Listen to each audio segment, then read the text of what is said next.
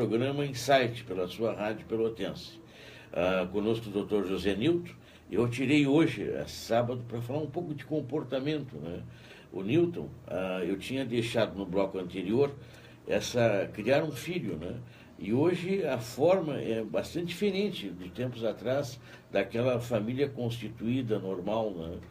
Claro que existem ainda famílias duradouras, né? Eu digo da relação casal que perdura e tem os filhos e cria, mas tem muitas novas formações, né? E essas novas formações, a gente talvez não tenha nem a maior experiência de estudo, quanto mais de vivência. De qualquer maneira, o bom senso diz, Leandro, e a prática aponta para esse lado, que os pais devem se separar entre si, se for o caso, mas não dos filhos. Pais que estão presentes dentro de casa e são separados dos filhos, funcionam às vezes de uma forma igual ou pior do que os pais que estão separados entre si e presentes com os filhos. Ou seja, o que importa é o grau de vínculo, o grau de afeto que tu tenhas com a criança. Tu podes morar numa outra casa e ter uma outra família e ser muito ligado afetivamente ao teu filho. E isso vai fazer com que a criança se construa sabendo que os pais se separaram, que ele não vai ter no dia a dia a experiência de ter os dois pais juntos, mas vai ter o amor, a atenção, o cuidado dos dois separadamente. A ideia de casal que se cria na cabeça de uma criança e depois vai servir de modelo de amor para o futuro, não tem que ser necessariamente os dois juntos, mas tem que ser os dois trabalhando em prol dessa criança. Ou seja, se os pais estão separados, mas seguem atuantes, levando e trazendo, subministrando o necessário, ligados, conversando, participando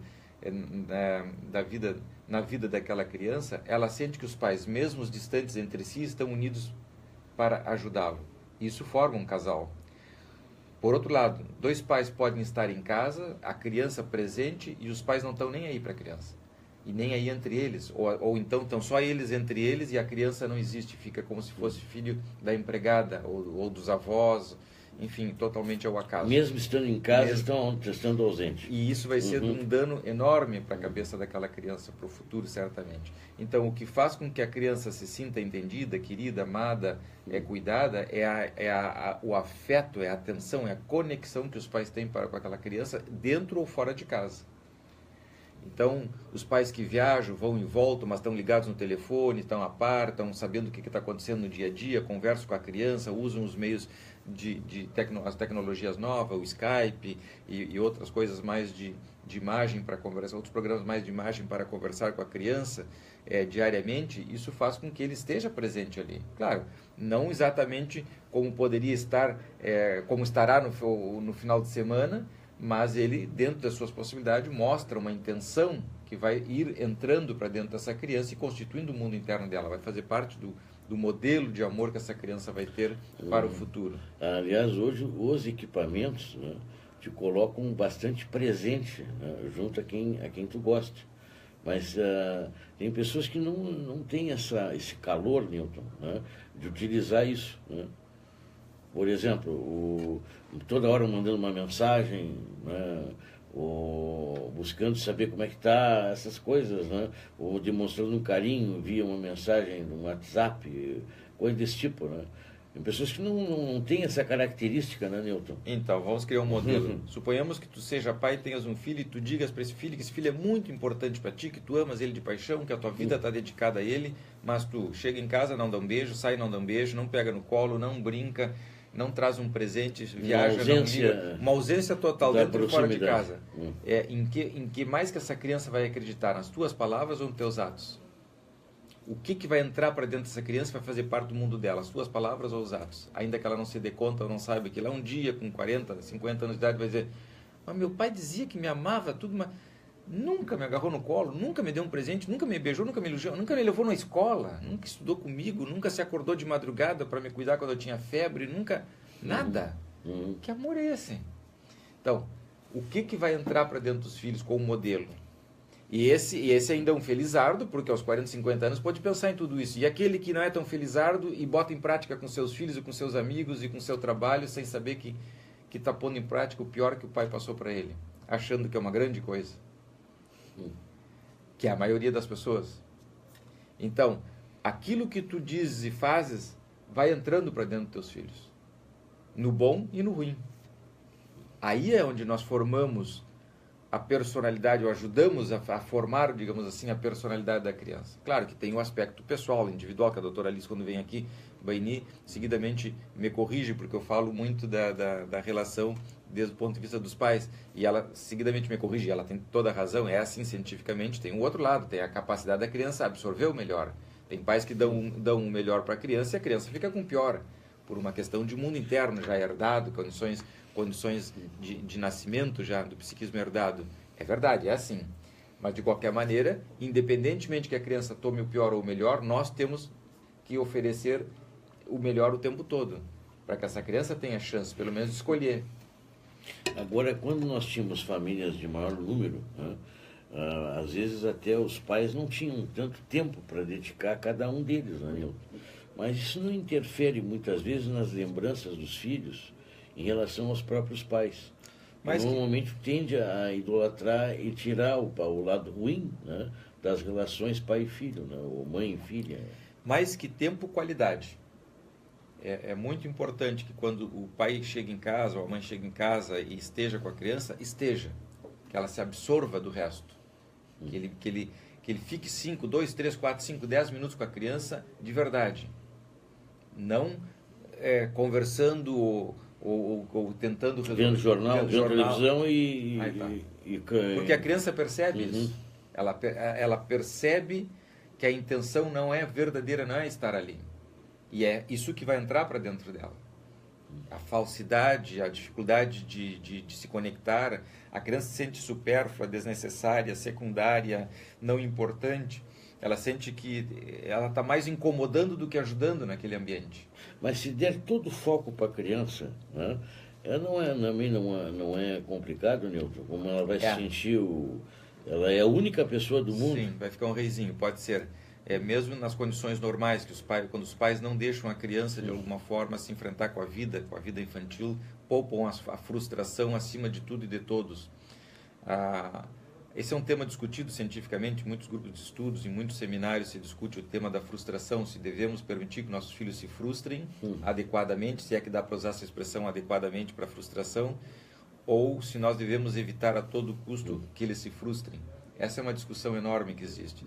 Alguns autores dizem que a frustração é importante porque permite à criança, dizendo em forma simples para que as pessoas nos acompanhem em casa, permite que a criança de alguma forma se adeque mais à realidade, perceba que o mundo não é tão retinho e que aquele suprimento do cordão umbilical que era incondicional na vida intrauterina se cortou e que a vida não é incondicional. É preciso ir e vir, é preciso observar, é preciso encontrar formas de sobreviver, é preciso reconhecer que o outro também tem limites e defeitos, e isso estabeleceria uma relação mais real, digamos assim, de mundo entre as pessoas no futuro. Outros autores dizem que não, que a vida já é tão cruel, já é tão bárbara, que tudo que nós fizermos para frustrar a criança só vai incrementar a ideia da barbárie, nós vamos submetermos ou fixarmos a criança mais ainda nas frustrações da vida, nas situações traumáticas da vida e coisas assim. Para dizer de forma bem simples. Então existem duas correntes científicas bastante fortes com que se refere a isso. O certo é que quando nós criamos uma criança e tratamos de poupá-la o tempo todo, ela fica com uma ideia, ela cria uma imagem na cabeça de que o mundo é mais ou menos assim. Então, quando ela chega na adolescência, vai para a vida adulta jovem e mais tarde também, ela coloca muito as pessoas ao seu serviço. Ela tem uma facilidade muito grande para fazer pouco e esperar muito dos outros. Ela, inclusive profissionalmente, vai se encaixando, buscando nichos de mercado, digamos assim, onde essas coisas são facilitadas. Então, ela passa a ocupar lugares no mundo onde muitas pessoas correm ao redor dela para fazer com que as ideias, os pensamentos, o dinheiro, o trabalho, a família seja suprida sem que ela precise se envolver muito. Mas ao mesmo tempo ela se torna muito dependente, né, Nilton? Então, qual é o ponto de equilíbrio? Alguns autores encontram situações discutindo essas coisas todas cientificamente. Algumas pessoas dizem, bom, dentro do possível nós devemos impedir ou minimizar as frustrações, porque realmente a vida vai se encarregar de frustrar o indivíduo, não precisamos colocar mais frustrações, mas precisamos dar um algo de realidade para essa pessoa. Ou seja, nós podemos poupá-la, mas ao mesmo tempo mostrar para ela que esse poupar, a vida não é o tempo todo assim, é um poupar por carinho, por amor, e que na verdade a vida tem outras complicações, ou seja, falar das complicações da vida, não poupar a criança o tempo todo das complicações da família, da vida, falar sobre os defeitos de um, sobre as limitações do outro dentro do ambiente da casa, ser mais transparente, se desidealizar. Os adultos, sobretudo no que se refere às crianças, se colocam sempre numa imagem de pedestal, escondem o ruim e mostram só o bom.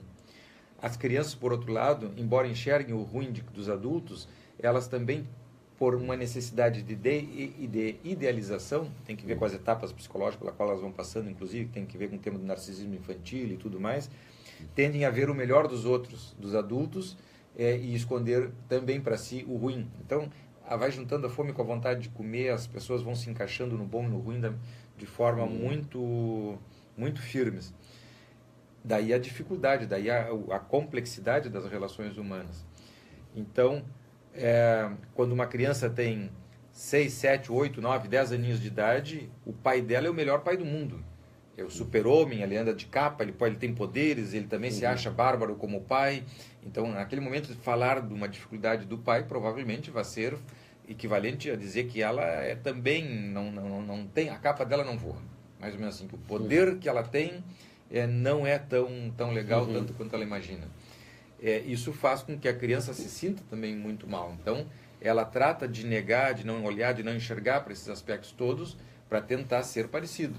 Depois, na adolescência, isso se derrumba, evidentemente, o pai passa a ser a pior coisa da face da terra, critica, aí passa do 80 para o 8, destrói, bate porta, rompe, não fala mais, diz as maiores barbaridades, porque se dá conta que ela mesma se enganou.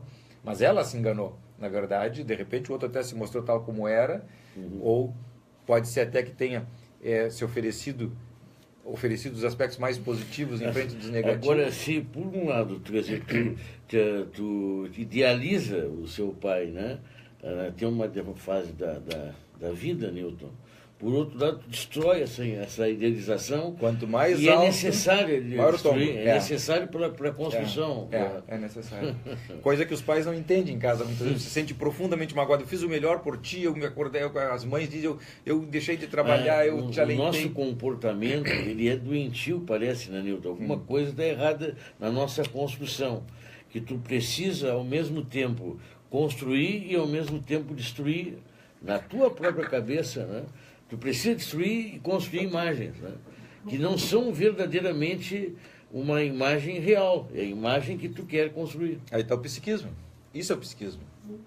O psiquismo é exatamente essas questões todas que vão entrando por baixo do pano, deformando, fazendo com que a gente diga uma coisa e pense outra, sinta uma coisa e diga outra, que de repente a pessoa passa um período da vida acreditando fielmente numa coisa e aquela coisa não era nada disso, porque era uma nuvem que tinha passado por dentro, cheio de influência, uma nuvem colorida, e depois aquilo já não serve mais. Assim é o ser humano. Bom, agora vamos pegar isso, que já é complexo nas melhores das condições, e colocá-los num ambiente totalmente anárquico, onde ninguém sabe nada disso, onde ninguém dá bola para isso, onde nada.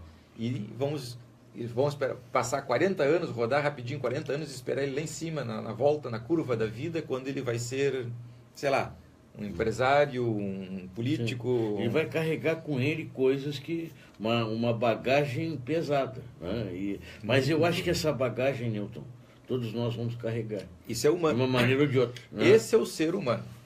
Esse é o ser humano. Onde ele vai ter uma infinidade de coisas muito boas e uma infinidade de coisas muito ruins. A questão como é que ele coloca em prática isso no dia a dia, sendo que as boas e as ruins vêm ao mesmo tempo e uma contaminando a outra, uma infiltrando a outra. Que tipo de atitude tu vais ter a nível, muitas vezes a nível totalmente inconsciente. Mas de qualquer forma, Newton, essa situação de tu idolatrar, depois tu precisa te decepcionar, né? Para até ficar com alguma raiva, né? Ou querer quebrar os paradigmas, né? da tua construção, isso aí é na formação psicológica. É preciso fazer isso. Assim é. Está escrito. É inevitável. É inevitável fazer isso. Faz parte. Mas por que é inevitável? O que enriquece a nós, né, nos comportar dessa maneira? Que é quase contraditório, né, Nilton? Que é contraditório. Aquilo que tu mais ama, tu acaba te contradizendo ele, né? Bom, justamente por isso, a criança passa aí 10, 12, 13, 14 anos absolutamente ligado, vinculado aos pais. Os pais passa 24 horas do dia olhando para os pais, como fetinho, depois primeiro como embrião, depois como fetinho, depois como recém-nascido, como bebê, como criança pequenininha, depois um adolescente inicial, um pré-adolescente, adolescente, um puber, adolescente e assim sucessivamente. Mas tudo ao redor dos pais, ele lida com os pais 24 horas por dia. Os pais são a grande referência dele. Claro que ele tá na escola, tem os pais dos coleguinhas, coleguinhas, etc. Ele começa a receber outras... Ele se socializa, mas ainda a imagem do pai é forte. Porque a espinha, a coluna vertebral dele é a relação com os pais. É a coluna vertebral. Depois ele vai colocar acessórios, como costelas, ossos, articulações e tudo mais ao redor dessa coluna vertebral, mas a coluna vertebral vai ser a relação com os pais. E o mundo herdado. De tal forma que, se os pais são tão importantes em determinado momento, que é a adolescência, ele precisa romper com esses pais para poder sair para o mundo, ele precisa virar as costas para os pais para enxergar a porta da rua. Ele não consegue fazer isso, porque os pais são tão importantes dentro dele que ele não consegue sair para a rua. E muitos adolescentes, de fato, não saem para a rua, ficam em casa, inventam desculpas, não passam no vestibular, iniciam um curso para um outro, rodam no curso, escolhem um curso que não serve para nada, começam tudo de novo e vão ficando em casa 30, 40 anos. Não conseguiram romper ainda. Porque não conseguiram fazer essa ruptura necessária para ir para o mundo. Além do mais, isso é uma tendência... Sim, mas eles muitas vezes rompem, perdão, né? Mas às vezes rompem na adolescência, depois se voltam para a casa dos pais. Então, a ruptura na adolescência não quer dizer um ficar de mal com os pais para sempre. É um desencaixe. A ruptura é um desencaixe psicológico necessário para que a pessoa consiga se descolar daquela urgência, daquela emergência, daquela verdade absoluta, da capa do super-homem, para dizer para as pessoas mais antigas, né, que hoje o super-homem nem conta mais, né? Mas daquela questão de que ofender a minha mãe é motivo de briga, ofender meu pai é motivo de briga, mesmo que a pessoa esteja dizendo a verdade, mas ofende a mim, as minhas entranhas, a minha essência, o que eu tenho de mais importante que está projetado no meu pai, digamos assim, que às vezes meu pai nem sequer é aquilo que eu estou imaginando que ele é, nem é tanto, mas eu crio esse pai dentro de mim porque é necessário para eu poder me desenvolver e seguir adiante psicologicamente. Em determinado momento isso se rompe dentro de mim, é obrigado a se romper, ou surge a opção de se romper para que eu comece a ver que tem outras coisas na vida.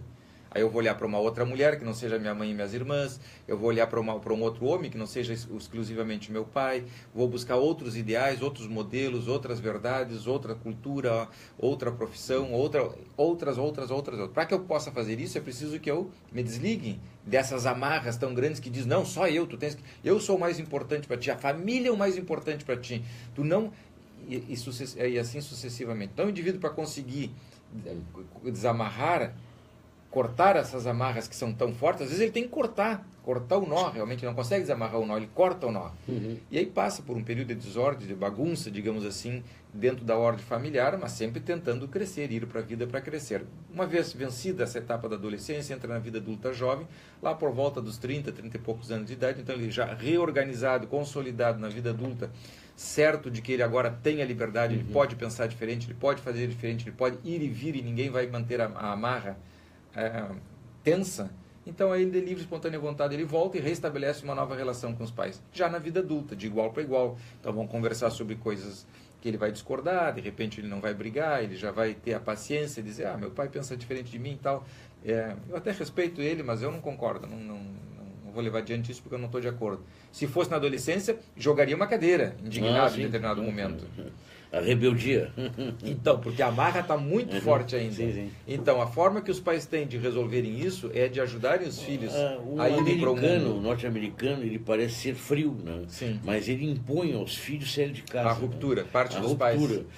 Como há muitos animais até, né? Desmame. O desmame, ele corre o filhote, que já não é mais tão filhote assim, mas ele corre para ele se desmamar, né? Então, nem 8 nem 80. Muitas pessoas, entre elas, eu penso assim também, achamos que essas questões todas de mágoas, ressentimentos e violências na sociedade americana provém um pouco dessa bronca que os filhos têm dos pais jogarem eles no mundo precocemente. Esse movimento tem que ser dos filhos, não dos pais. Nós temos participação de ouvinte pelo Facebook, não tem a sonoridade, né? Então eu vou tentar passar, né? Tá bem, a tradução. A tradução do que vamos perguntar, eu passo para o Newton.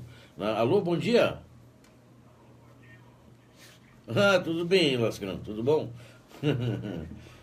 Igualmente. Uhum. Tu já integra o programa também, faz parte, né, Nilton? Já faz parte também a tua participação, isso é ótimo, né? Coisa boa, né? Se tivesse mais.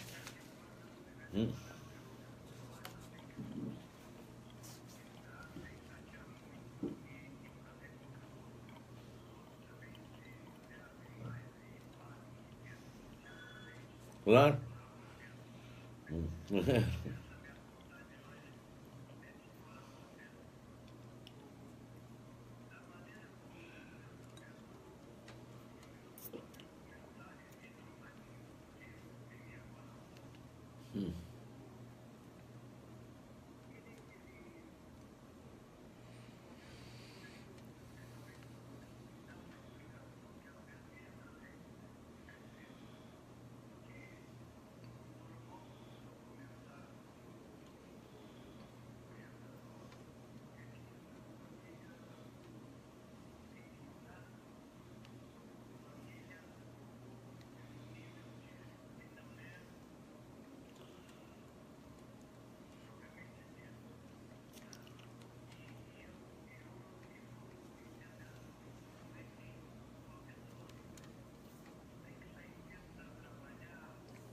Uhum.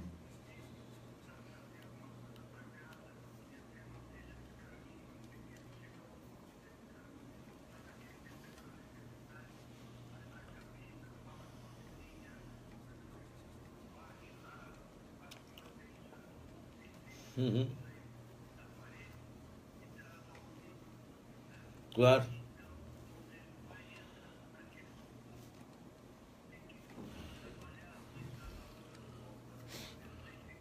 Claro. Uhum.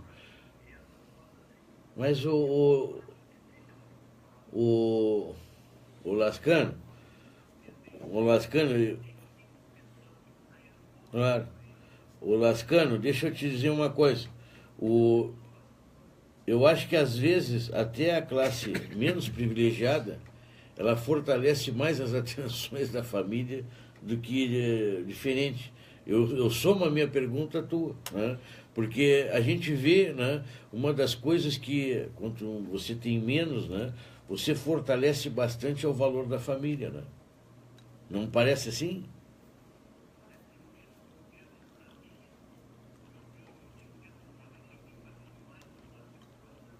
Uhum.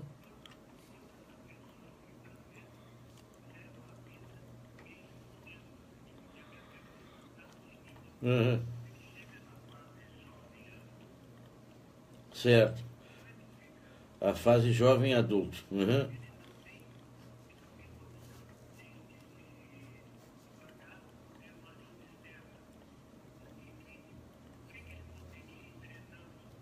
Certo.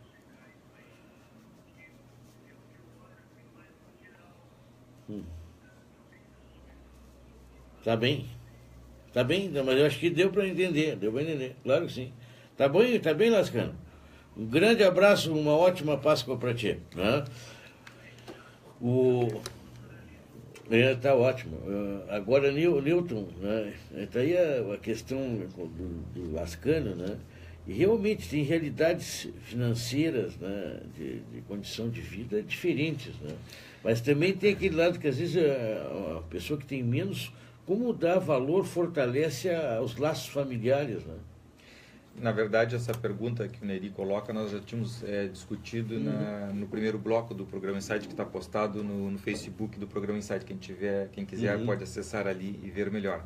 Mas nós vamos repetir aqui para o Neri. O Neri tem razão. O que importa na relação entre pais e filhos, dizendo brevemente, é a intenção, a conexão afetiva. Não importa se o pai sai para trabalhar às 8 da manhã e volta às 8 da noite, o importante é que ele esteja conectado com os filhos, a qualidade da relação e não a intensidade. Ou seja, um pai pode estar 24 horas com o filho e não ser um bom pai. E um pai pode estar alguns momentos com o filho e ser um excelente pai. Estar junto com ele mesmo.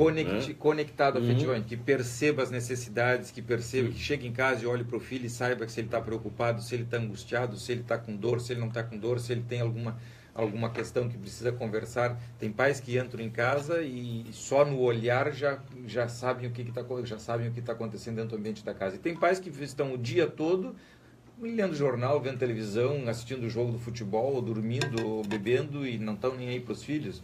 Então, o que importa não é a quantidade, sim a qualidade da relação que ele tem com aquela criança. Então, nesse sentido, não importa se é pobre ou rico, se é preto ou branco, se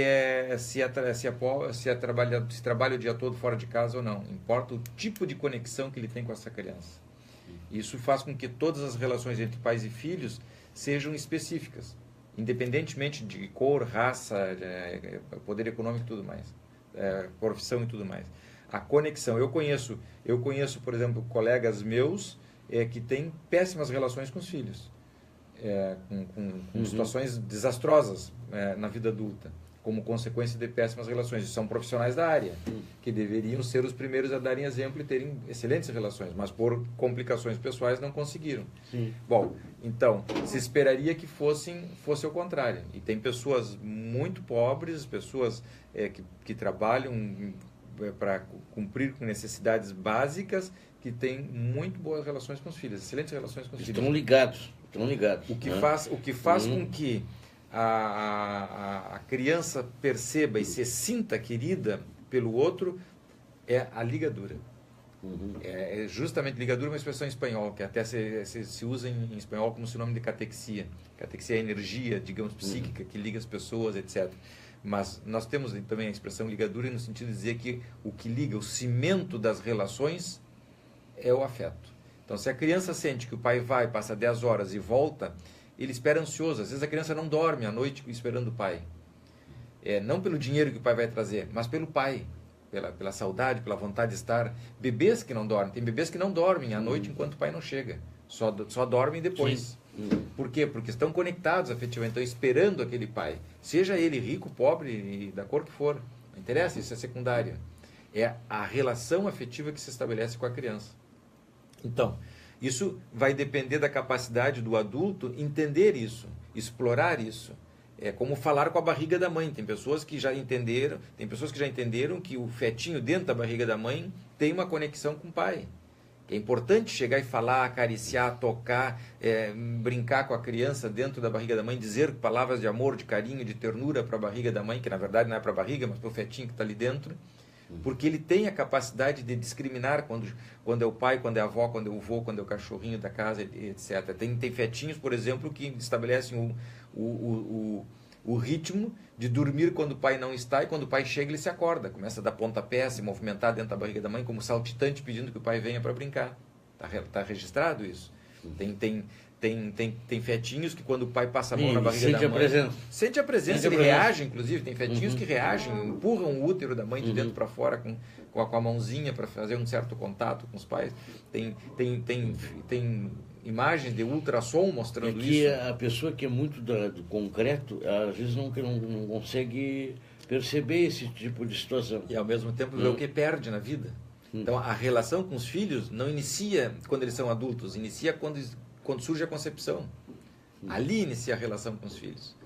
Quando é um embriãozinho de 1, 2, 3 semaninhas, ali inicia a relação. Ali o indivíduo tem que se voltar, tem que curtir, tem que usufruir. Nilton, agora são 10 horas e 5 minutos. Né? Nós vamos ter que fazer o nosso intervalo. Mas me ocorre, né, trazer para esse assunto situações, claro, que são anômalas. Assim.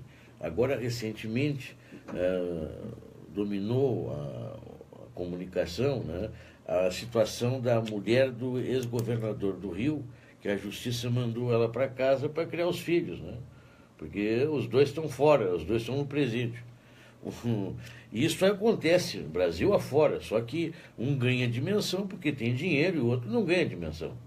Mas só que quando a gente pensa que uma criança até a adolescência ela idolatra os seus próprios pais, como, né, se construir frente a essa imagem distorcida, a imagem destruída daquilo que para ele é o super-homem, é o seu salvador, vou dizer assim, né?